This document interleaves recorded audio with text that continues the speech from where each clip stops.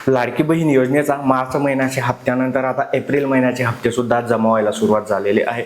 मला खोटं वाटत होतं, परंतु आपल्या कालच्या व्हिडिओमध्ये ना खूप साऱ्या आपल्या लाडक्या बहिणींनी कमेंट्स केल्या की मार्च महिन्याचे आमचे 1500 आले आणि त्यानंतर आजपासून एप्रिल महिन्याचे सुद्धा 1500 रुपये जमा व्हायला सुरुवात झालेली आहे। त्यांनी मला सांगितलं, मला विश्वास बसत नव्हता, कारण असं कुठे काही अधिकृतपणे अपडेट आलेली नव्हती।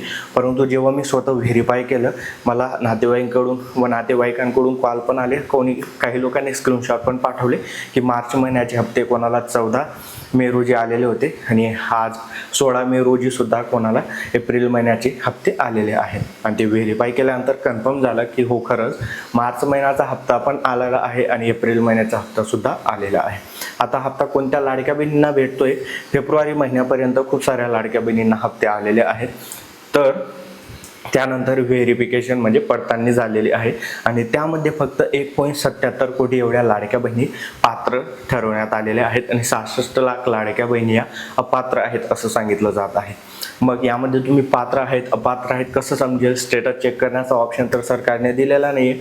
मग तुमच्या आधार कार्डला बँक खाता लिंक आहे का एकदा चेक करून घ्या आणि त्यानंतर जर का तुमचा मार्च महिन्याचा हप्ता आणि एप्रिल महिन्याचा हप्ता आला तर समजून घ्या तुम्ही लाडकी बहीण योजनेसाठी आता पात्र आहात, कारण यापुढे कोणतेही व्हेरिफिकेशन होणार नाही, कारण तुम्ही पात्र आहात, तुमची पडताळणी झालेली आहे।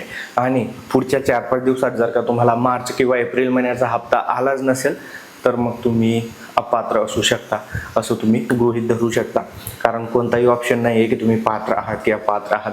त्याचा स्टेटस चेक करू शकता किंवा तुमचा फॉर्म कोणत्या कारणामुळे रिजेक्ट केला गेला हे सुद्धा चेक करता येत नाही। ही दुर्दैवी परिस्थिती आहे। तर तुम्हाला हे एवढं सांगायचं होतं की मार्च महिन्याचे 1500 आणि एप्रिल महिन्याचे 1500 आता जमावायला सुरुवात झालेली आहे।